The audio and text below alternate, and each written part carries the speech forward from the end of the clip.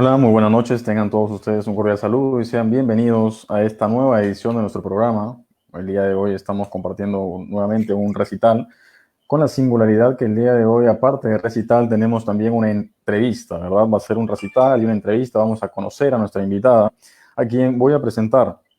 El día de hoy está con nosotros la poeta Azula. Es el seudónimo de Tania Naid Ramos González. Ella es de Puerto Rico y yo le doy la bienvenida. Le doy, aparte, no solo la bienvenida al programa, sino también la bienvenida al Perú, ¿no? De manera virtual, esperando que en algún momento pueda estar aquí ya en persona. Azula, ¿cómo está usted? Muy buenas noches y sea pues muy bienvenida a nuestro programa y gracias por haber aceptado nuestra invitación. Gracias. Buenas noches también a todos tus oyentes, ¿verdad? Y gracias también a Radio La Voz Ausente y a ti por esta también invitación. Así que me encanta Perú y gracias por la bienvenida. Muchísimas gracias a usted. Azula, aparte de ser poeta, ella también ha sido bailarina, aparte de que es profesora. Vamos allá dentro de unos momentos a leer algunos datos biográficos de ella. El día de hoy vamos a conocerla, vamos a ver un poco acerca de su obra, los libros que ha publicado, de su trayectoria artística en todas las ramas del arte, de su trayectoria profesional. Y obviamente vamos a escuchar su poesía, vamos a conocer y a deleitarnos con sus versos. Para ello, permítanme leer algunos datos biográficos de ella, ¿verdad? Tania Naid Ramos González, Azula, es poeta puertorriqueña y columnista internacional. Posee un doctorado en Filosofía y Letras de la Universidad de Puerto Rico, del recinto de Río Piedras. Su tesis doctoral trata el tema del amor en la obra de la poeta puertorriqueña Ángela María Dávila. Y su tesis de maestría, la idea de muerte en la obra poética de la uruguaya Idea Vilariño. Con esta última investigación ganó en el 2012 el premio Gertrudis Gómez de Avellaneda, otorgado por la UNESCO. Es directora del programa de pruebas Piense en el College Board de Puerto Rico y América Latina, y además de especialista de español de la prueba de lectura para la admisión universitaria en Puerto Rico y Latinoamérica. Tania Anaid Ramos ha publicado poemas y prosa poética en periódicos de su país y en antologías internacionales. Es autora de los poemarios Azula, publicado en La Red en el 2011, Invisibilidades, editorial Arete Boricua, 2020, Llueve, inédito, y del libro de cuentos Piso 13, también inédito. Algunos de sus cuentos publicados y de mayor difusión han sido En las redes de Narciso, Una república de mediocres y Despertando mariposas. Varios de sus trabajos literarios están en la prensa internacional de España, Colombia, Guatemala, Costa Rica, Nicaragua, Honduras, México, Argentina y República Dominicana, y por supuesto en su país, Puerto Rico. Es columnista del periódico El Sol de Cartagena de Indias, Colombia, de la revista latina NC y de la revista Postdata Digital de Santa Fe, Argentina. Ella es Azula y ella nos acompaña el día de hoy para compartir con nosotros sus versos. Y creo que antes de hacerle algunas preguntas acerca de conocerla, nos gustaría iniciar escuchando su poesía. Así que Azula, le doy la bienvenida una vez más y la dejo a usted para que pueda compartir con nosotros un primer poema. Ok. ¿Lo proyectas, perdón, o cualquiera de los que tengo seleccionado? Ok, vale. Sí, ahí está. Perfecto. Ok. Dice así, dice. Voy a poner espejuelos, que a veces no veo bien. Esta es mi casa Okay. nublada. Este pertenece al libro Llueve. Dice, esta es mi casa nublada, en donde no se pueden, en donde no se deben censurar las palabras. Aquí, tímidamente la belleza cobra sentido del otro lado de la mirada. Este es el centro de mi incertidumbre, el estático proscenio de una melodía cansada, atrapada en los márgenes de un día dormido, taciturna, yo, temerosa, encerrada.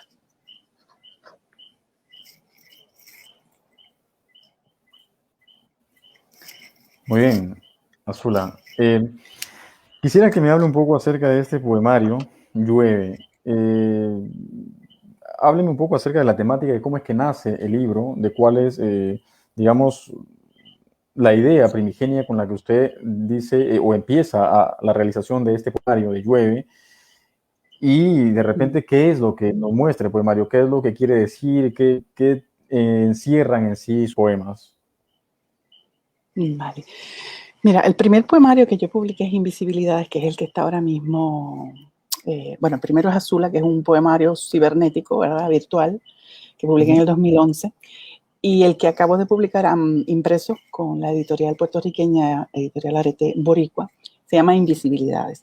Este poemario se llama Llueve, no está impreso, está completo, ¿verdad? Está pensado desde el lugar, primero usé el verbo presente, porque la metáfora de la lluvia como creación, ¿verdad? Pero también como tristeza. Es un poema distinto al poemario Invisibilidades. Invisibilidades está dividido en 3 partes y este no, este es continuo, es una lluvia continua. Todos los poemas hacen alusión a la lluvia. Lluvia, como te decía, como creación, como parte de la creación del poema también, como cuestionamiento del surgimiento de las metáforas y las palabras, pero también como la tristeza, ¿verdad? Son como pequeños lugares en donde se detiene la voz del sujeto lírico a contemplar la tristeza y cómo, ¿verdad? Se establece una analogía entre la tristeza y ese pasar, ¿verdad? De esa lluvia. Está pensada la lluvia también como que se convierte, esto es una metáfora también, la lluvia se va convirtiendo en hojas que se van convirtiendo en papeles que luego dan a la luz la poesía. Un poco así, por ahí va ese poemario. Son poemas breves, hay de todo, pero son poemas más breves, pero son muchos. Perfecto, perfecto. ¿Cómo es que, cuál es de los dos, cuál de las dos artes nace primero en usted? ¿Primero aparece la poesía o el baile? Pues es que casi aparecen de manera simultánea, porque a los 8 años yo empiezo mi abuela, que la verdad es la persona que da vida a la poesía también en mi vida, es quien me inscribe también en una escuela de ballet, en una escuela acá, Ballet Teatro Infantil de Nanaudo. Entonces, ella era declamadora de poesía también, que es una activista política, fue una activista política en mi país, se llama Lolita Aulet. Y ella, pues desde chiquita, prácticamente desde la cuna, la poesía está ¿verdad? Me ha acompañado. Y entonces, pues claro, el ballet a los 8 años oficialmente, ¿verdad? Empieza a tomar clases y luego se va desarrollando. Pero casi te diría que van de la mano, la poesía y la danza. Sí. Ahora, ambos obviamente son artes expresivas. En la poesía uno expresa emociones, pensamientos, sentimientos, ideas, ¿verdad? Y él también de una forma expresa con el cuerpo muchas emociones.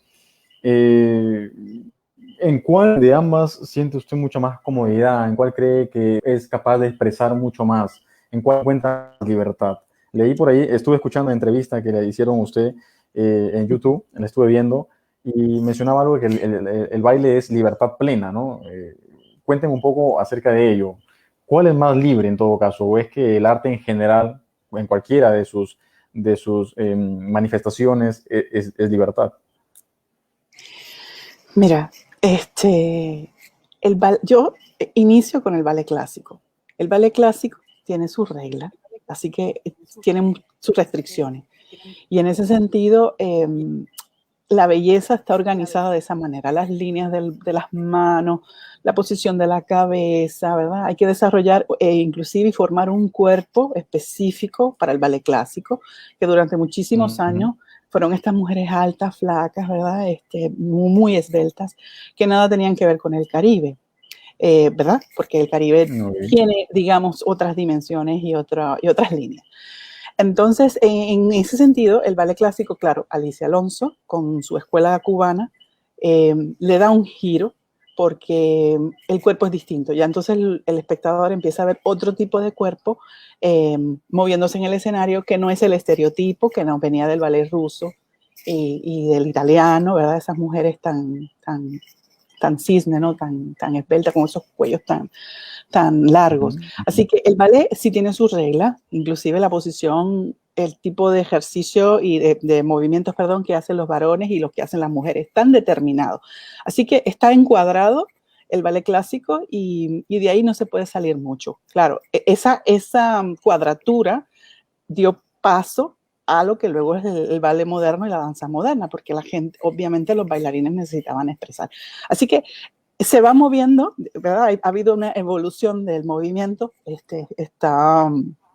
hay muchos bailarines importantes, ¿verdad? Pero se va moviendo y yo llego también a la danza moderna por también una necesidad. Aunque estudio metodología de la enseñanza del ballet, que voy estudiando y tomo unos cursos en Cuba y estudio aquí con maestras muy importantes y me encanta enseñar ballet porque es la base, lo que me apasiona dentro de la danza va siendo la danza moderna, porque sí se mueve, ¿no? Ya ahí se pueden expresar las emociones.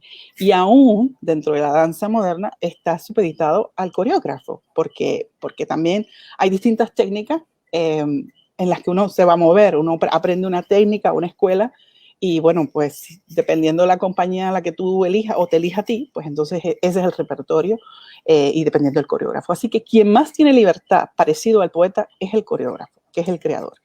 Y ese lugar es el que más a mí siempre me gustó, porque ahí sí, entonces igual que uno juega con las palabras, ¿verdad? Y va trabajando las metáforas y los versos y pone y quita y pondera, lo mismo sucede con los cuerpos, ¿no?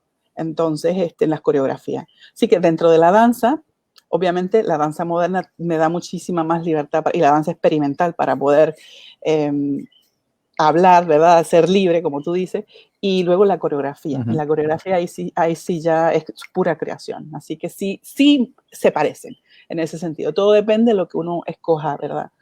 Hacer. Claro, claro. Y de lo que uno quiere expresar también, ¿verdad? Muy bien. De acuerdo, muy bien. Bien, Azul, entonces es hora de compartir un nuevo poema. La dejamos para que pueda compartirnos con nosotros un nuevo poema, por favor.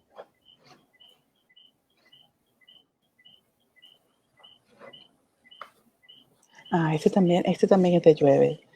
Este cortito dice: beber estrellas hasta saciar el cuerpo de cielo y sorber los tallos de la noche, porque luego no sabremos si nos harán falta algunos de ellos para alumbrarnos. Oh. Beber estrellas hasta saciar el cuerpo del cielo. Qué poético suena eso. Qué poético.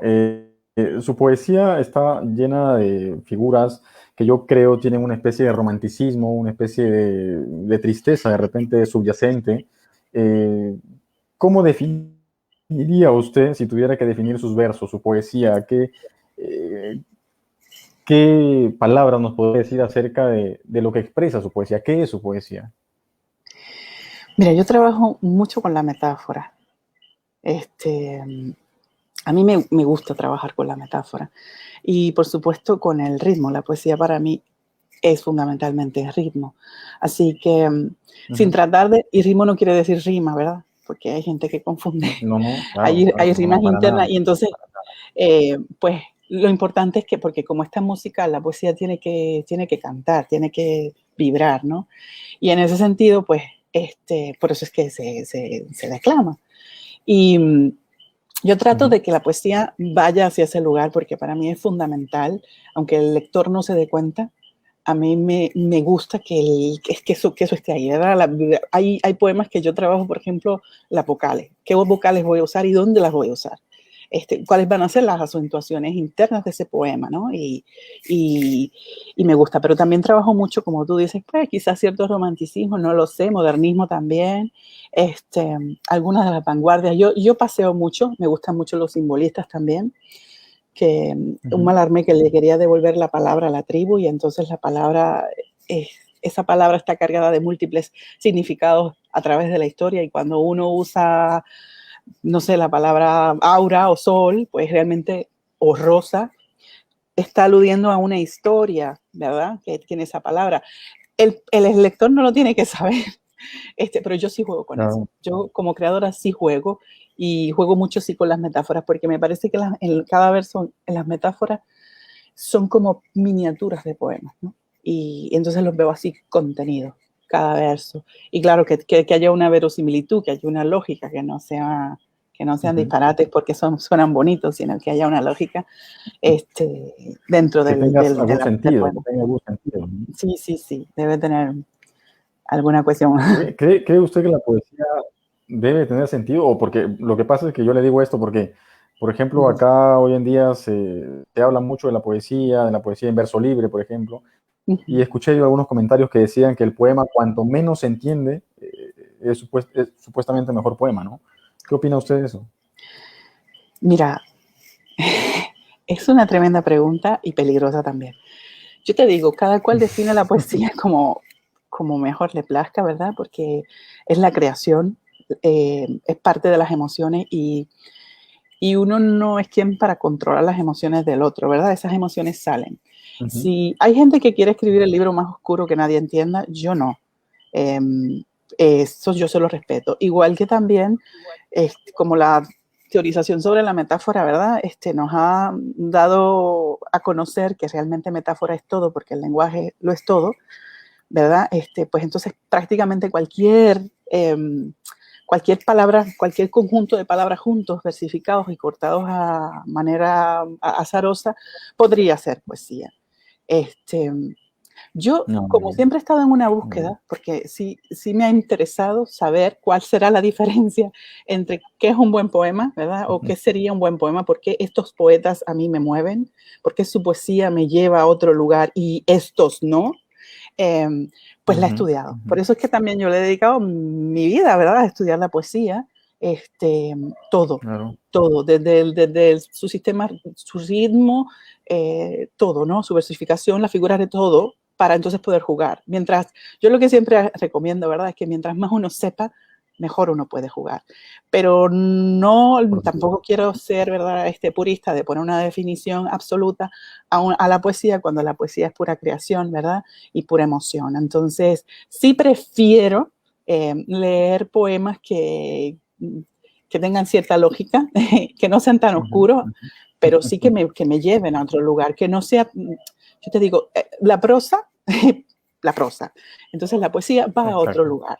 O sea, la poesía para mí es una, ¿verdad? Y esta es mi percepción después de haber estudiado un poco, ¿verdad?, la poesía, pues la poesía es como la expresión más alta, más aguda, el acumen, el lugar más elevado de la Ujú, palabra, hacia ujú. donde más se distancia de su significado no, cotidiano. Y entonces, en ese sentido, me parece increíble la poesía y bueno, pero tiene que tener lógica, ¿sabes? Yo no puedo Exacto. unir una palabra con otra al azar, que ya lo hicieron en las vanguardias, ya se hizo, y bueno, ¿dónde están?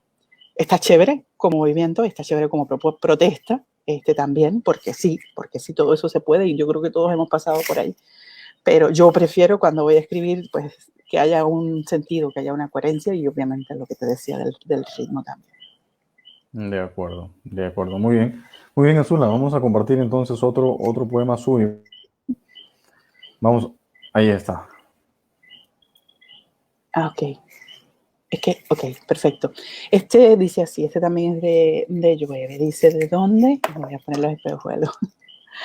¿De dónde esta atracción por el silencio y la lluvia? Por el estallido mutilante de la quietud, por las palabras que murmuran latitudes y descifran latidos en medio de la sombra. ¿Acaso el océano conspira a hacer voz en el labio del agua? ¿Acaso la oscuridad del silencio es palabra en el verso de la lluvia? No importa que la metáfora se devuelva o se repita en su infinita hambre de ser algún día luz. No importa que se echen a rodar en el tiempo las palabras no leídas. Allá afuera se museifican individuos, poderes, y aquí solo hay silencio y lluvia, sin saber si a alguien le importa, sin saber si alguien entiende. En aquí, poblado de oscuras sílabas mojadas, se me va la vida. Que me quedo con esos dos últimos versos. Por lado de se me va la vida. Genial. Eh, Seguramente los versos de cada poeta no existe detrás de cada verso toda una historia que contar, creo yo. La poesía dentro de los géneros literarios creo que es todavía hoy por hoy el menos comercial, el menos consumido por los lectores. ¿Qué opina usted de ello? Yo tengo mi idea particular, no se la voy a decir todavía, ¿no? pero me gustaría saber qué piensa usted acerca de ello y por qué, además, cree que la poesía todavía no ha logrado ese estatus comercial que ha logrado, por ejemplo, la novela, ¿no? Mira, yo tengo varias hipótesis también, y esto lo he hablado inclusive con compañeros, ¿verdad? Escritores, poetas y lingüistas. La poesía escapa a, a cierto sentido lógico, ¿no? Es verdad que mucha gente, o sea, tenemos el público que lee, ¿verdad? Que prefiere la narración porque es lo más cercano también a la vida. Estamos todo el tiempo, todo lo contamos. Entonces, el cuento es lo que más, yo creo, entre el cuento y la novela, es lo que más se vende en ese sentido. La poesía, te lo digo porque también yo trabajo coordinando y ensamblando pruebas estandarizadas de español. Y siempre los poemas son los más difíciles para los estudiantes. Partiendo de una hipótesis, ¿verdad?, que hemos establecido la lingüista Carla Mojica y de otra lingüista también, amiga de ella, Rebeca Arana, que tiene unos trabajos extraordinarios de lingüística sobre el léxico. Hay una gran pobreza léxica. Y cuando el lector no tiene, porque es que tienes para tú poder entender un poema, porque hay que comprender algo. También te puede vibrar, pero algo tiene que comprender, algo quiere decir el poeta. Entonces, cuando hay tanta pobreza léxica, pues la verdad que es mejor ni leerlo. Yo digo que es un poco ¿verdad? Un poco lo que va sucediendo. Si no lo entiendo, no voy a entrar a esa dimensión. Y bueno, se le respeta. Yo cuando estaba dando clases en la universidad, que me tocaba la parte de poesía, primero preparaba a los estudiantes con ensayos sobre la poesía, sobre la creación, y luego escogía, ¿verdad?, poetas que a mí también me movieran, porque yo lo que quería era enamorarlos de la poesía. Entonces, porque poesía es todo, si vamos a ver, ¿verdad? La creación está ahí, nos estimulan los sentidos cualquier cosa, y no tiene que ser bello, precioso, o sea, la estética puede ser fea también, ¿verdad? Por ponerle una etiqueta. La estética es muy variada, entonces realmente, mientras nosotros entendamos que somos poemas ambulantes, como decían otros poetas, somos poemas ambulantes y de nosotros todo el tiempo está realmente saliendo metáforas y poesía, pues estaríamos más cerca de los poemas. Pero también es más lindo escucharla que comprarla. O sea, si van a gastar dinero, es lo que yo pienso. Si van a gastar dinero, mejor la escucho, la veo, la leo cuando pueda, porque la poesía también es para la intimidad, ¿no? O para un recital, pero también para la intimidad, para conocer, para sentirla y sufrirla o alegrarse, ¿verdad? Lo que provoque ese poema. Pero la verdad es que en el fondo yo creo que como no la comprenden, ¿verdad? Hay mucha de la poesía que no es tan fácil de comprender en el sentido de cómo están puestas, ordenadas las palabras en los versos, pues entonces no invierten ese tiempo, esa energía en estar allí. Sí. De todas maneras sigue siendo una especie de misterio todavía, que tiene muchos factores, definitivamente, ¿no? Bien, Azula, entonces creo yo es momento de compartir nuevamente. Usted mencionó hace un momento los poetas que le mueven, ¿verdad? ¿Y quiénes han sido esos poetas que han logrado hacerla sentir emociones, que han logrado hacerla sentir esa especie de catarsis que uno sufre a veces cuando lee también poesía, no solo cuando escribe, de sentirse inclusive identificado, de sentir, a veces de decir inclusive, parece que está hablando de mí en este poema, y uno o se emociona, o sufre, o llora, o ríe, ¿no? ¿Quiénes fueron esos poetas? Mira, como te decía ahorita, mi abuela le puso voz a la poesía hispanoamericana y puertorriqueña. Entonces, hay una poeta muy, muy emblemática en Puerto Rico, Julia de Burgos. Es una poeta delirante, ¿no? Es una poeta fuerte, que sufrió mucho. Su poesía es hermosa, es musical hasta morir. Y bueno, ha sido una influencia también en la poesía, pero de esas poetas que tú dices, wow, yo quiero hacer esto también, ¿no? Gautier Benítez, otro poeta que habla mucho sobre mi país, sobre Puerto Rico, que de verdad enaltece en mucho sentido toda la geografía también fue de los primeros que me movieron a que yo decía, esto me gusta, esto como suena, como están puestas, como juegan, me gusta, como juegan con las palabras. Así que Gautier Benítez, Trina Padilla de Sanz, una poeta puertorriqueña que también mi abuelita se aprendió de memoria un periódico, ya le llamaban La Hija del Caribe, porque su papá se llamaba, le decían El Caribe, No, era poeta también. Y mi abuela se aprendió de memoria un poema dedicado a Puerto Rico que apareció en un periódico de su época. Estamos hablando, mi abuela nació en el 21, y ella estaba en primer grado. Ella se lo memorizó para la Semana de la Lengua o de la puertorriqueñidad, no sé. Y ella me dejó ese poema, me dejó muchísimos poemas grabados de distintos poetas, pero ese en particular, de esos que te mueven, porque es larguísimo y hermoso. Esos son los primeros poetas que yo voy escuchando, que me van diciendo, ¿no?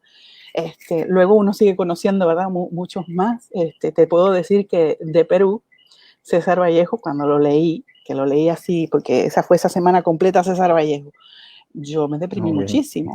De esos poetas que te mueven, que es un desgarre que yo digo, yo no quiero vivir, pero sí. Porque uno se pone en la posición del poeta también y se lo sufre igual que él. Que sí. Y claro, objeto de estudios han sido dos mujeres importantes, me interesan mucho las poetas mujeres. Una, Idea Vilariño, a quien conocí, que me parece extraordinaria, y que en sus primeros libros trabaja la metáfora, pero ya en los últimos es una poesía que realmente no tiene metáfora. El último libro que se llama No, tú dices, y me llega igual, o sea, es que es como está organizado, cómo está construido, cómo está pensado, y sobre todo ella era muy cuidadosa también con el uso del escogido de las palabras y de la entonación y el ritmo. Entonces, mi tesis doctoral utilicé a Ángela María Dávila, que es una poeta puertorriqueña que también recomiendo leer. Es maravillosa. Trabajé el tema del espacio amoroso en su poesía, pero es una poeta que me gusta porque tiene la capacidad, ¿verdad? Ella ya murió, pero de combinar, de elevarte, tú sabes, de anclarte en la tierra y elevarte al cielo a la misma vez, ¿no? Y moverte, y ahí moverte de un hilo. Entonces, habla del amor, habla de la cotidianidad, del lugar en el que nos han puesto a las mujeres, ¿verdad? Y cómo a pesar de la funcionalidad para la que servimos a un Estado, a una sociedad, sigue la poesía brotando y salvándola, ¿no? En ese sentido, de todo lo demás. Y es hermosa. Entonces, esas poetas, pues claro, rompen paradigmas anteriores y me gustan porque me conmueven y los disfruto, y además me parece una poesía inteligente también. Claro que sí, son poetas que en su obra rompen los esquemas, ¿verdad? Van en contra de los cánones establecidos, y como personas también tienen lo suyo, son iconoclastas, son irreverentes, ¿verdad? Así que va de la mano la obra y el poeta y la persona. Y la personalidad, sí, la personalidad, que también me encanta. Oye, a mí me encanta Roque Dalton, que era también súper, y su temática, ¿verdad? Y la ironía, más su sarcasmo, y su visión política, a mí me gusta. O sea, me encanta. Siempre y cuando yo lo que necesito es que algo se mueva dentro de mí. Y esa poesía siempre va a llegar. Sí, sí. Muy bien, de acuerdo. Muy bien, Azula, entonces vamos con otro poema, ¿de acuerdo? Aquí está, vale. Lo tenemos. Ok, este poema, que también está en Llueve, es un poema que conversa con otro poema de Idea Vilariño que se titula Ya no. Es el poema que ella le dedica en poemas de amor. Ella le dedica poemas de amor a Onetti, Carlos Onetti. Y entonces, esto es un poema como cierre que ella hace, que se llama ya no viviremos juntos, ya no te tendré, ya no criaré a tu hijo, ya no te veré morir. ¿Verdad? Es un poema precioso. Entonces, pues obviamente es como un diálogo con ese otro poema, y esta fue lo que salió, ¿no? Dice, dime que ya no. Y va por esa línea.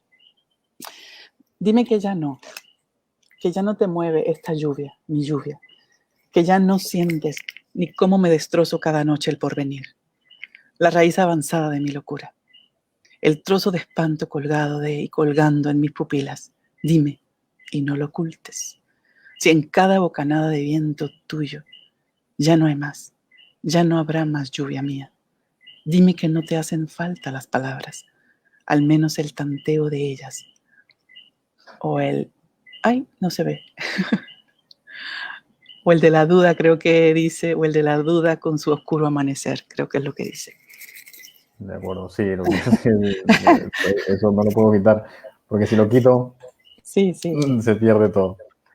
Sí, pero yo escucho y estoy con el audífono y siento que me emociono cuando escucho, cuando la escucho a usted leer el poema porque tengo la voz tan cerca. Hay dos cosas en los poetas. Hay poetas que declaman muy bien también y que leen muy bien su poesía. Y hay otros como por ejemplo Neruda que leía muy mal su poesía. Tenía una forma de leerlo, parecía que leía narrativa y no que leía poesía, ¿no? Existe esa peculiaridad. ¿El poeta debe ser también buen declamador? Debe ser poeta, pero no pido, porque hay poetas que yo prefiero leerlos que escucharlos. Y hay otros que prefiero escucharlos que leerlos.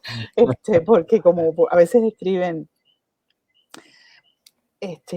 yo no sé si aquí hay una propuesta estética muy interesante que hace un poeta puertorriqueño, que él no sigue reglas ortográficas, no sigue nada. Entonces, a mí se me hace difícil leerlo. No porque su poesía no tenga un valor, tiene un valor estético altísimo, pero se me hace mucho más fácil cuando lo escucho entender su poesía. ¿Ves? Igual que también escucho poetas que tienen una voz bueno, que es mejor que sí que uno los lea. Y para eso también están los declamadores, ¿verdad? Que hay gente que lo trabaja. Uh-huh. Importante es la creación. Yo creo que el legado es ese. Y ya luego ya el lector y el resto de las personas pues lo irán interpretando, lo irán modulando a su manera. Pero sí, pero para que llegue, Okay. yo sí entiendo que la voz es importante. O sea, la voz y lo que le imparta ¿verdad? El declamador o el lector al poema. Y claro, como yo los escribí, pues se me hace más fácil, porque pues como si los estuviera otra vez viviendo. Claro. Puedo decir que ha sido usted bendecida con ambos dones de escribir y de leer bastante bien su poesía, ¿no? De ponerle mucha emoción y mucho entusiasmo y cautiva cuando escucho su voz leyendo su poesía. Y recomiendo también a quienes nos estén viendo que busquen el canal de YouTube, ¿verdad? Ahí tiene muchos poemas en el que usted misma declama. Vamos a ponerlo también por ahí para que la gente lo pueda ver. Lo pueden encontrar en YouTube como Tania Anaí Ramos Azul, la verdad. Ahí en YouTube pueden escuchar la poesía de la poeta que el día de hoy nos acompaña, porque obviamente aquí pues va a leer solamente unos cuantos poemas por el tiempo que tenemos, ¿no? Pero ahí en su canal personal ha compartido mucha poesía suya y realmente es muy recomendable. ¿De acuerdo? Azula, yo casi a la mitad del programa y yo no quería dejar esta oportunidad, no quería pasar esta oportunidad. Vamos a hacer una especie de paréntesis en el arte y la poesía, de hacerle unas preguntas relacionadas al aspecto social de su país. Puerto Rico, bueno, es un país que tiene mucha historia, que pasó de ser una capitanía, una provincia de España, a ser un territorio no anexionado a los Estados Unidos, ¿verdad? Ha habido ya plebiscitos, referéndums en los últimos años, que me parece que el año pasado hubo un último, ¿verdad? Cuéntenme acerca de cuál es su opinión respecto a todo este proceso que vive Puerto Rico, acerca de convertirse o no en un estado más de los Estados Unidos. Qué buenísima pregunta.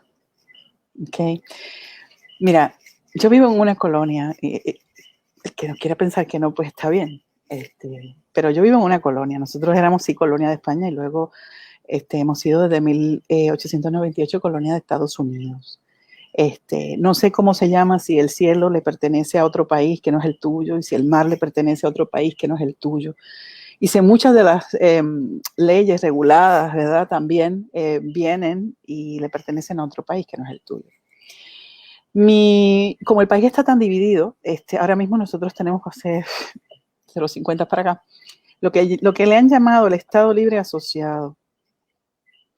Hay un grupo, ¿verdad?, grande de personas que favorecen el Estado Libre Asociado, que es lo que tenemos, ¿Qué es eso?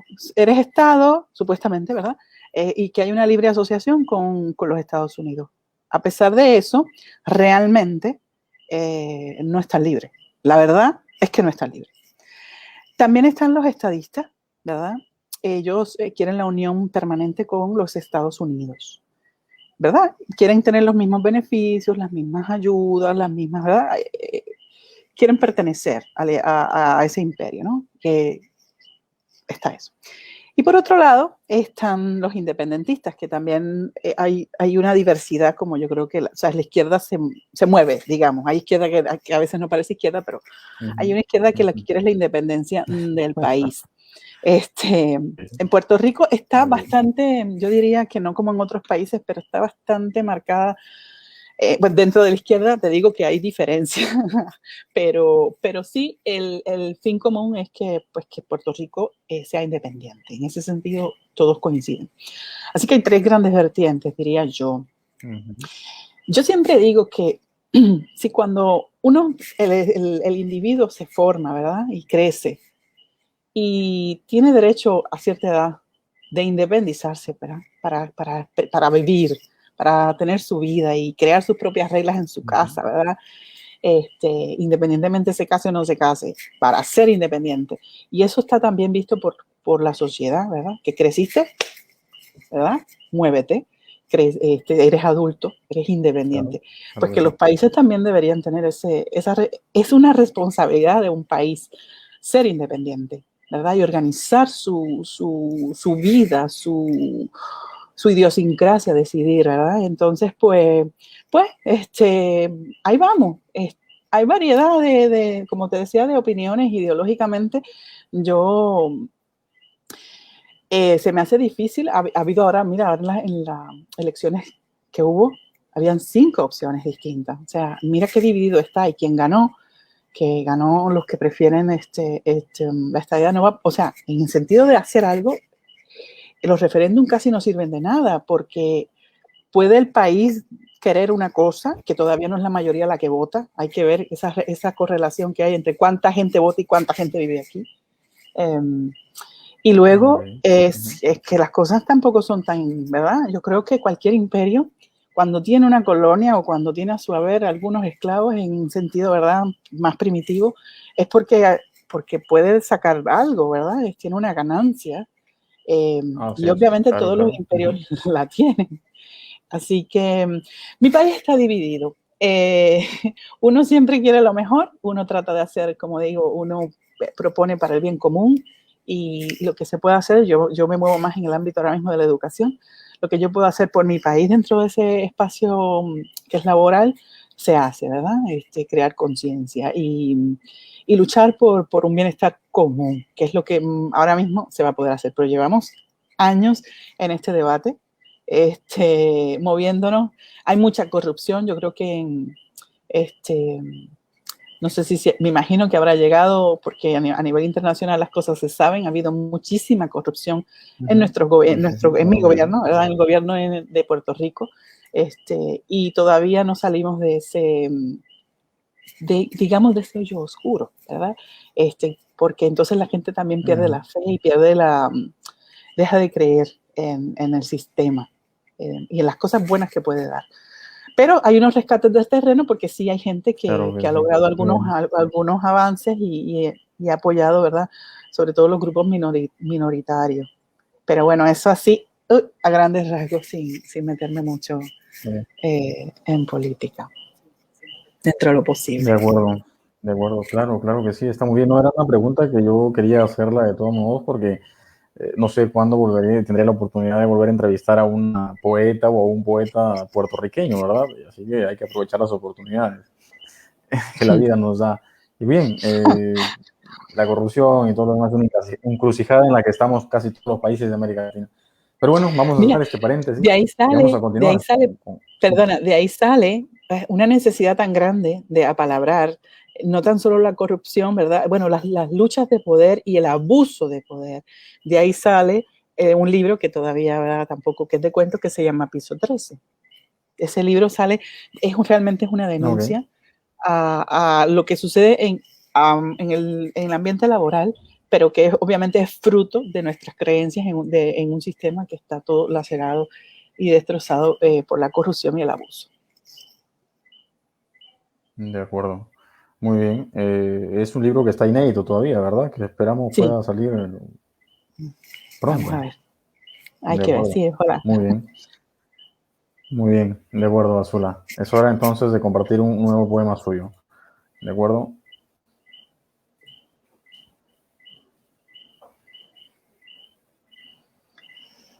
Después de quiero compartir algunos de invisibilidades también, ¿ok? Este también pertenece a ¿De acuerdo? Llueve, Está porque bien. fueron los primeros que compartí contigo. Se llama Plegaria. Hay algunos poemas que están dedicados a algunos países, ¿verdad? Puntuales. Este está dedicado a Siria y a Gaza. Dice Plegaria: oh sombra humana, ¿cuántas veces agrietarás el suelo? ¿Cuánta maldad acunará tu sombra, derramada en el labio triste del tiempo? Anudada de espanto, bajo su piel la noche, ve cómo la guerra y el hambre deshojan la vida con esquirlas de horror por su ciudad milenaria. Me divorcio de ti, oh humana sombra detenida, que engendras la muerte y la soledad, que silencias con misiles las voces inocentes. ¿Acaso no sabes que ya somos lluvia en nuestro transitar? Oh, anestesiada y gris sombra, que le robas zumos al corazón, aliada del silencio, cómplice y de la vil impunidad, testigo de una herida incurable, mustia flor de un ciclo eterno, devuélvele a Siria su dignidad. Muy bien. En este caso, por ejemplo, en este poema, hay un salto, ¿verdad? De lo amoroso, de lo romántico, del paisaje, de aquellas figuras poéticas que cualquier persona podría decir es una poesía un poco más pura, de alguna forma, ¿verdad? En este poema último hay un salto total hacia una poesía un tanto más social, una poesía que puede dar un mensaje que va más allá de lo simplemente estético, ¿de acuerdo? ¿Cuál es la función del poeta en una sociedad como la nuestra, en la actualidad? No le quiero preguntar en general, sino actualmente, en la realidad que vivimos actualmente en el mundo. ¿El poeta tiene alguna función, cumple alguna función? Yo te voy a hablar de mí. Yo no me puedo, obviamente, yo como escritora no me puedo despegar de la ideología, ¿verdad? Y nadie se puede despegar de sus creencias. Desde ese lugar escribimos. Hay una poesía social que si prima la belleza, ¿verdad? Si prima dentro de ese objeto intangible de la poesía, si prima la belleza y logra, ¿verdad? Hacer una denuncia social, ¿verdad? Porque es lo que le nace al poeta decir, para mí es muy valiosa. Porque obviamente un artista, igual que un político, debería también saberlo, una vez se da a conocer, tiene un compromiso con su grupo social y con la humanidad. O sea, por lo menos yo lo siento así. O sea, en el momento en que yo publico, en el momento en que yo hablo en público, a mí por eso me parece tan importante, yo trato de alguna manera para mí estos son espacios sagrados, porque uno representa algo y uno representa a su país en este caso, y como para mí mi país es sagrado, pues es importante y cada cosa que yo diga va a tener un impacto positivo o negativo en el oyente. Claro. Entonces, en ese sentido, yo sí tengo un compromiso, yo lo hago conmigo, pero tiene que ver con mis principios, cuáles son mis valores, ¿verdad? Si para mí la integridad es importante, pues de alguna manera eso va a estar reflejado en la poesía. Cuando a mí me duele un país, cuando a mí me duele lo que está pasando en otro lugar, cuando yo entiendo que hay una injusticia, también la poesía va a dar cuenta de eso. ¿Ves? Igual que, por ejemplo, hay un libro que está en ciernes que se llama Mundo Repetido, que es sobre el Alzheimer. Mi madre tiene segunda etapa de Alzheimer y yo soy su cuidadora. Entonces, no puedo escapar a esa realidad. Así que la poesía mía también va a dar cuenta de eso que está pasando. Y para mí, y que no me pasa a mí, es que está pasando a nivel mundial, ¿verdad? Entonces, el poeta es tan sensible, el artista en general, ¿verdad? Yo hablo del poeta ahora, pero el artista que siempre va a hablar desde ese lugar. Y hay algunos que tienen esa conciencia, si se ha despertado, y por eso podrán hacerlo en su poesía, y hay otros que no le interesa. A mí, siempre parece que no, pero siempre en el fondo también hay una posición, y la va a haber inevitablemente política e ideológica, porque la poesía está inmersa de lo que somos y nosotros también estamos hechos no solo de palabras, sino también de ideas y creencias, aunque sean limitantes. Uno trata de, ¿verdad?, expandir. Por supuesto. De acuerdo. Muy bien. Puedo decir que estoy totalmente de acuerdo en ello. Ok, vamos a compartir entonces un nuevo poema, me parece.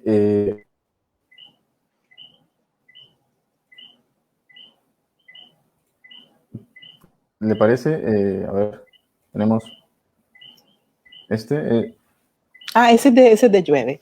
Digo, de Invisibilidades. Invisibilidades es un maravilloso libro que acaba de salir. Aquí está. Visibilidades. Está disponible en la página de la editorial Arete Boricua. Y bueno, es un libro que es muy importante para mí, ¿verdad? Todos son importantes, pero este acaba de salir impreso también. Y bueno, tiene de estas mujeres, ¿verdad? Es un libro muy femenino. Este es uno de los de la última parte, la tercera, que tiene poemas, ¿verdad? De corte un poco más social también. Y este poema viene de allí. Así que se titula Me aferro. Y me voy a poner las dos. Me aferro a mis raíces, llenas de ausencia, y a la antigua melodía de lugares sin tiempo, a las invisibilidades que preludió la lluvia, escondidas discretamente bajo los troncos viejos. Me aferro a la tinta humana que originó el alma y al juego sutil del viento contra lo eterno, a la mirada azul que late en otra mirada y al ramal nocturno que vibra en mi silencio. Me aferro a la huella insondable del amanecer, que arpejia lágrimas y sonrisas en el cuerpo, a la constelación ajena que nutre de luz el mar y a esta isla de tempestades, querencias y deseos. He buscado en los parajes prístinos del corazón lo que la noche oculta, sigilosa en sus adentros, y he visto cerrarse puertas sin tregua ante el dolor. Y también, como una herida, bebe del sol de decir sus misterios. Me aferro al hilo rojo que la memoria bordó, intangible entre las venas, temerario como el fuego, y el poema viejo y roto que el amor reparó, y a la tierra, cuna sagrada de mis ancestros. Me aferro a la vida, siempre río, siempre sol, paridora de horizontes y creadora de universos, y a la raíz del beso que tu nombre susurró, y a mis hijos, y al poema, y a la danza, y al aliento. Wow. Genial. La poesía, si bien es cierto, creo yo creo que los poemas a veces, claro, uno los puede entender, pero creo que no los puede explicar o no los debería explicar. Creo que los poemas no deberían tener una especie de definición, de decir quiero decir esto en este poema o quiero decir lo otro o esto significa esto.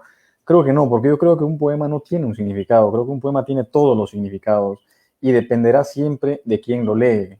Dependerá siempre de aquella persona que quiera interpretarlo a su modo, ¿no? ¿Cree usted que el poema, la construcción poética es en sí algo a lo que uno puede definirlo concretamente?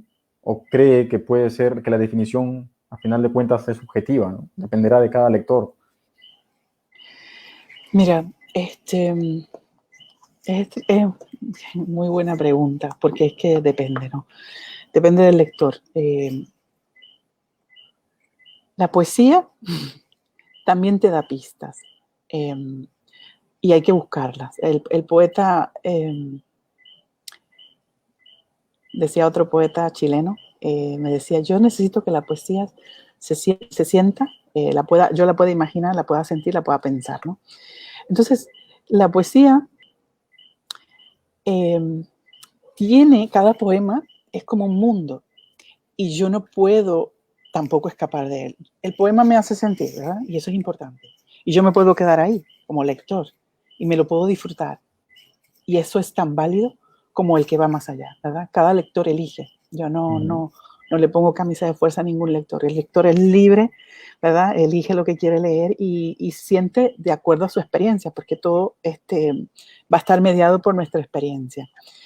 Claro, cuando uno en la universidad está enseñando poesía, el estudiante no se puede quedar solamente con lo que siente y si le gustó o no le gustó.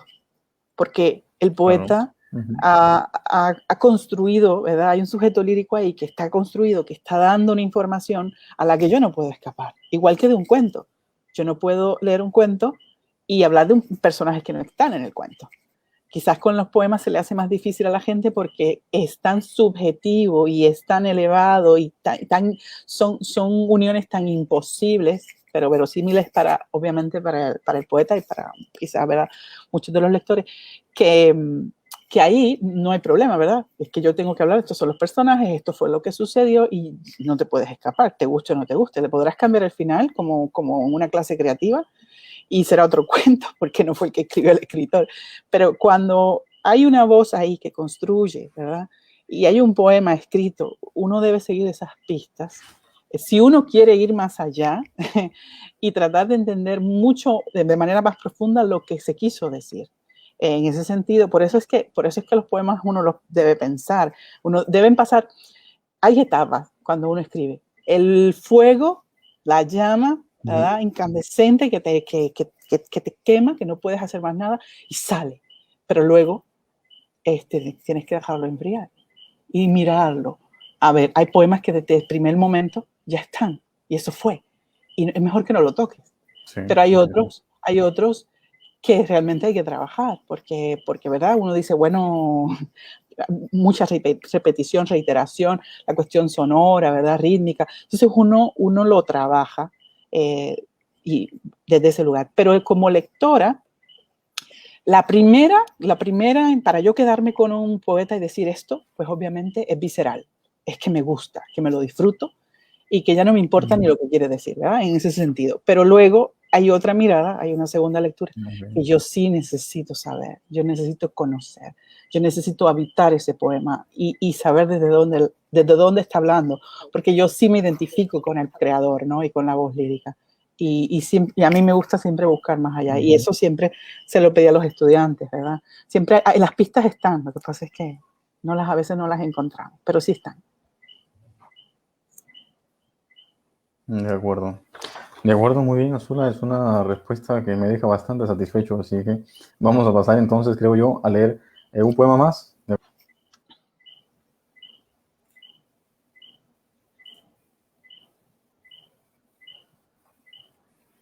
Este es de otro libro que se llama Poesía y Silencio. Dice así, hay días cerrados, días en los que se desplaza la soledad de un pasillo a otro, por donde pasa el silencio, ensanchando sus pies descalzos, días en que un hilo de voz y angustia se desprende irritado del suelo. Hay días cerrados, con bocas sigilosas, con huecos en la tierra, secuestrando la alegría, con sus candados atados a una ceguera siniestra. Hay días sin noches, lumínicamente vacíos, por donde pasa la guerra.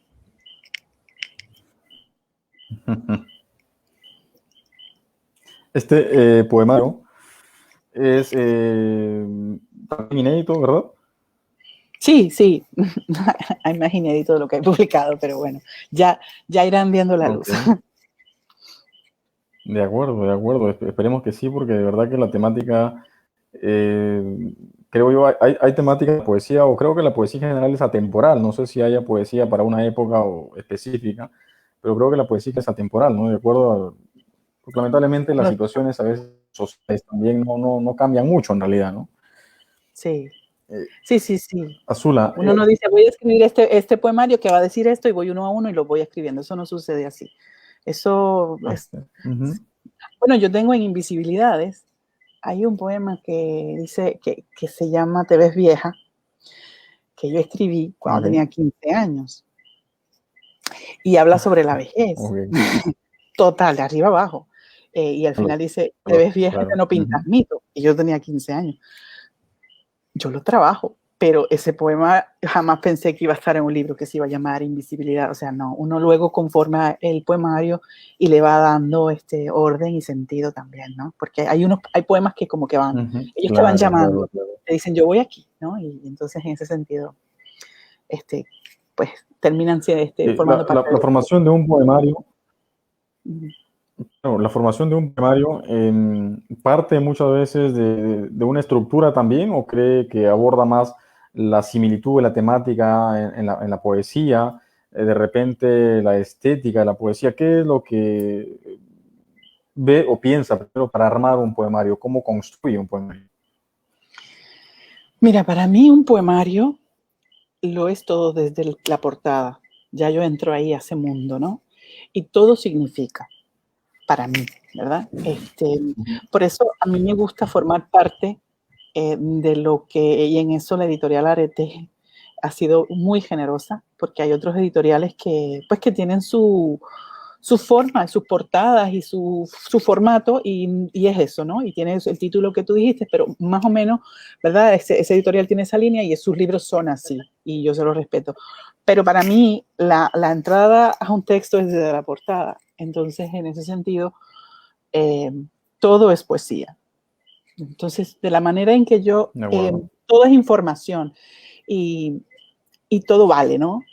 Hasta los espacios en blanco, hasta el primer poema que yo pongo en ese, para mí, ¿no? Yo estoy hablando desde el lugar, ¿no? Ese primer poema que está ahí, hasta el último, ¿por qué está ahí? El orden, la división, si voy a dividir o no por partes un poemario, porque para mí tiene que tener coherencia, ¿no? Y quizás luego sale el título, ¿verdad? Una vez ya yo estoy conformando, luego al final puede ser que salga, este es el título de este poemario, una vez ya yo voy moviendo de acuerdo, ¿verdad?, a lo que siento y a la temática, porque veo que hay un hilo poético al que responden los poemas, entonces eso los une. Pero para mí, en el libro, y en un libro cuenta todo, vale todo. Es como si, para mí, los silencios son como si fueran suspiros, ¿verdad? Gente asomada así, de lejos, y todo eso es importante. Se habla de un espacio positivo y un espacio negativo dentro del texto. Igual que se habla de metáfora positiva y metáfora negativa, todo cuenta. Y el lector, yo quiero que yo, como escritora, quiero seducir desde la portada. Y quiero que sea un llamado, ¿no? Hay un poema que dice, léeme, que está en la página de Facebook. Y yo siempre lo que, mira, aunque no le entiendas, ponle que no entiendes el poema, llega él, ¿verdad? Llega, siéntalo, vibra con él, léelo en voz alta, aunque no lo entiendas, porque ya llegará, ¿verdad? Ya encontrarás a alguien que te diga, que te revele, ¿verdad? El significado, pero por lo menos estar en contacto con la poesía. Y un poco eso es lo que para mí, ¿verdad? Yo pienso y creo que es importante hacer en el libro. En el libro todo cuenta, todo es importante y el orden también. Así que yo en eso no soy azarosa. De acuerdo. Muy bien. La estructura, la forma, cómo se va construyendo el poema, entonces parte desde la portada, que es lo primero, el lector, ¿verdad? Así que muy bien. Azula casi al final del programa el día de hoy, lamentablemente. Y permítame hacer una pausa para leer algunos comentarios público. Mayra Encarnación envía un abrazo para la poeta. Y también nos ha comentado acá la página web, ¿verdad? Editorial areteboricua.com. Ahí pueden encontrar la obra, ¿verdad? Uno de sus libros de Azula. Lo pueden descargar, está en PDF, Azula, ¿cómo es? Sí, está en trabajo, formato digital y también se puede pedir, sí, de las dos formas, así que está disponible para todo el mundo, en todos los países. Ya saben, entonces ahí está www.editorialareteboricua.com. editorialareteborico.com. Ahí pueden encontrar la poesía de la poeta Azula. Sí, De acuerdo, invisibilidad. de Carlos Jarquín. Permítanme un saludo también para Carlos Jarquín, poeta nicaragüense, que vive en Costa Rica y que de alguna forma fue una conexión para que el día de hoy yo pudiera estar entrevistando y compartiendo estos versos con Azula. Así que un abrazo para Carlos Jarquín y un saludo muy especial para él. Sí, igualmente. Saludos. Felicidades Portalatino, nos dice. Claro, claro que sí. Feliz Latino, nos dice un lujo para la voz ausente y nuestro Perú, la participación de Azula. Felicitaciones, Ángel. Gracias, Félix. Muchísimas gracias.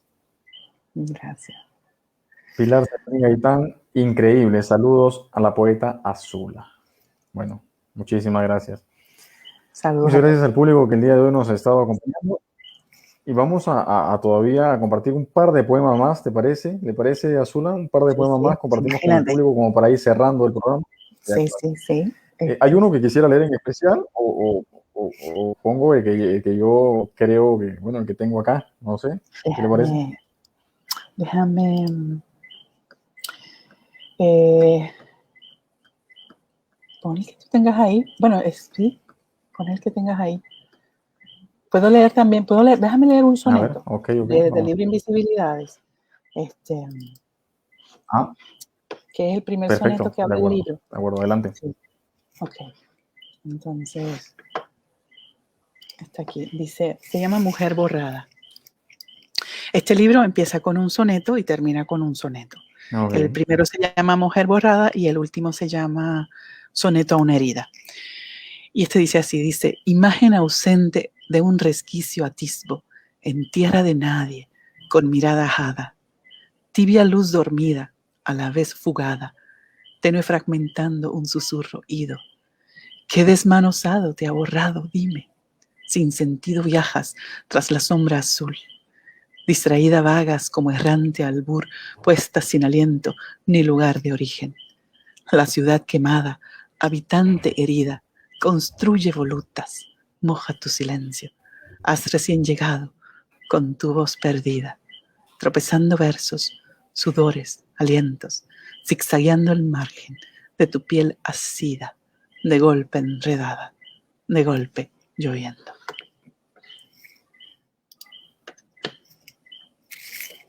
Eso. Wow. Muy bien, yo he estado escuchando atentamente para tratar de seguir la continuidad en los versos de la cadencia, ¿verdad? Porque los sonetos, pues, a diferencia de los versos libres, tienen una métrica exacta, ¿no? Tienen una medida exacta, así que me parece muy, muy increíble. Hoy en día, ya no se usa mucho el soneto. ¿Por qué cree usted que los poetas hoy en día ya no escriben muchos sonetos o muchos versos, rimas exactas, ¿no? Con métrica, rima exacta? ¿De repente también hay una especie de facilismo en la poesía, cree usted? ¿O lo hacen porque, bueno, no sé, ya de repente no pueden hacerlo, qué sé yo? ¿A qué le atribuye usted eso? Pues mira, Idea Vilariño decía que realmente no hay verso libre, ¿verdad? Ella teorizaba mucho sobre la ciencia de la poesía y decía que realmente los versos ninguno era libre, porque iban a estar, ¿verdad? Dispuestos y organizados. A lo mejor habrían otros problemas, ¿verdad? Habría disonancia, habrían otras cosas, pero no habría tanta libertad. Entonces, yo sí quise trabajar con el soneto porque sí quiero, conozco esas composiciones, son importantes. Yo creo que hay que pasar por ahí. Hay que pasar como, igual que en el ballet, en la danza, pasé por el rigor del ballet clásico, ¿verdad? De conocer y sufrirme todo y bailar en puntas y desgastarme los tobillos. Me parece que en la poesía es un trabajo, ¿verdad? De disciplina también, pasar por ahí. Uno elige si uno se quiere quedar, pero uno debería trabajar las distintas composiciones, porque sí, son camisas de fuerza para jugar con las posibilidades creativas que uno tiene. Entonces, en ese sentido, por eso yo tengo otros sonetos escritos, pero yo quería marcar dentro del libro, es como el marco del cuadro, que esa composición está ahí, es más trabajada por los hombres poetas que por las mujeres, porque las mujeres ahí siempre son objeto del deseo. Y yo quería poner en otra posición, yo, poeta, voz lírica muy, muy femenina, dónde estoy colocada dentro de esa composición poética. Por eso el último también es soneto una herida. Porque realmente hay una contrapropuesta al soneto, claro, y eso no es novedoso, ha habido el soneto modernista, ha habido un antisoneto, no es eso, pero temáticamente, pues hay muchas mujeres también que han escrito, acuérdate que las mujeres han tenido menos visibilidad que los hombres poetas históricamente, y bueno, yo quería dejar la marca, ¿verdad? Es como que, mira, yo traigo esto, pero yo voy a jugar con esto otro, que es lo que es donde se mueve el libro, que sí es más verso libre en general. Sí, pero sí. Así que yo no sé, yo creo que tiene que ver porque sí hay una camisa de fuerza en las composiciones y en los tipos de estrofas que se han dado y que pertenecen a un momento y unas necesidades. Está bien, ¿verdad? Y bueno, uno se mueve y quiere hacer otras cosas, que también está bien. Pero yo siempre, yo que me someto al rigor de muchísimas cosas, pues también me gusta pasear por las composiciones, los tipos de estrofas y las composiciones poéticas. Ok, muy bien. Y me parece muy bien eso, hay que hacerlo. Eso de iniciar y terminar con un soneto en el libro es parte también de una estructura, ¿verdad? Así que no está ahí por las puras. Como usted decía, tiene sentido y tiene un significado. Quiero enviar un saludo a Elizabeth Midma, que envía saludos, nos dice saludos desde Lima, Perú. Obviamente, saludos a Zula. Saludos. Gracias por estar aquí. Bueno, Azula, es hora entonces de recital. ¿Le parece con un poema más? ¿De acuerdo? Vale. ¿Tú vas a presentarlo allá o yo acá? Como, ok, perfecto. Sí, de allá. Perfecto. Ok, aquí está. Este es triste, este es triste. Después habrá que cerrar con uno que no sea tan triste, ¿eh? Dice así. Sí, Este es así. Un poquito vallejiano, un poquito, no mucho. Dice, vi como el tiempo se hacía vino al paladar triste de tu galerna, mojada y triste como la noche, húmeda y triste como la tierra. Vi como el tiempo se hacía gris, cobalto y plomo entre tus venas, allanando de lluvia tu mirada, poseyendo el zumo de tu tristeza. Vi como el tiempo se hacía negro, bruno y feroz en su condena, nocturno y breve como tus ojos, triste y lluvioso como tu pena. Ese también es de Llueve. Bravo, bravísimo. Yo lo elegí ese porque a mí me gusta esa temática, me emociona, me cautiva, me atrapa. La temática un tanto oscura, un tanto... esa tristura que existe en la poesía. Y he tenido, creo que he sido el día de hoy privilegiado porque he tenido la posibilidad de elegir algunos de elegir los poemas, así que, pues, bueno, elegí para cerrar el día de hoy el recital. Pero creo yo que la tristeza en la poesía tiene cierta felicidad, ¿no? Tiene cierta alegría. Además, existe la singularidad que para que un poeta pueda escribir requiere esa tristeza. Yo creo que un poeta feliz no escribiría nada. Un poeta alegre no escribe absolutamente nada. No sé qué opinan ustedes. Eso varía, yo no sé. Obviamente te tengo que confesar que me ala siempre la tristeza, sí, me ala. Yo trato de provocar otros estados de mis emociones para escribir, pero sí debo confesar que es un lugar bastante cómodo para mí para escribir. Yo hasta casi, yo soy ritualista en el sentido que quiero hacer unas cosas, ¿no? Se hacen de una forma para que fluya. Entonces yo pongo música, yo tengo muchas responsabilidades en mi vida, así que a la hora de escribir casi siempre, ya el cuerpo lo sabe, es de madrugada, donde nadie está, nadie interrumpe, nada más que el perro, el coquí. Aquí nosotros tenemos un animalito que le llamamos el coquí, que se oye, ya yo no lo escucho, no sé si se escucha ahora porque de noche se canta. Y ya no me atormentan, ¿verdad? Nada dentro de lo que se pueda. Y entonces, pues sí, pongo una música. Yo me preparo. Yo digo, claro, a veces es súbito y no lo contiene nada. Nadie, pero sí trato como de preparar y bueno, ha habido momentos en que sí, desde esa emoción, pues es más fácil, digamos, pero también puedo escribir desde la alegría, porque cuando es una emoción aguda, no la para nadie, o sea, realmente las emociones están ahí y uno está casi sirviéndole ahí, llévame, donde tú quieres, qué es lo que tú quieres decir, y uno se deja, ¿no? En ese sentido, la poesía lleva a uno. Pero sí, la tristeza. Bueno, y además es que el mundo también, yo quisiera que no, ¿verdad? Uno apuesta que no y uno quisiera que el mundo fuera diferente, pero la realidad también es tan triste muchas veces que, pues, uno habla también de eso. Quizás también por eso se privilegia un Claro. poco más. Es así. En realidad, bueno, encontrar alegría en un mundo tan oscuro como el nuestro, creo que es una suerte, ¿no?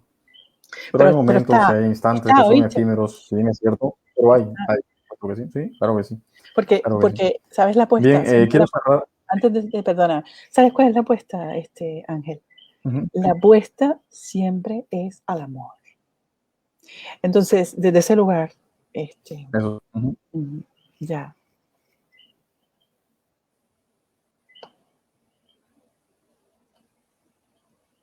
claro que sí. Eso es cierto. Es cierto. Bien, yo quiero, antes de despedirnos, leer un comentario más.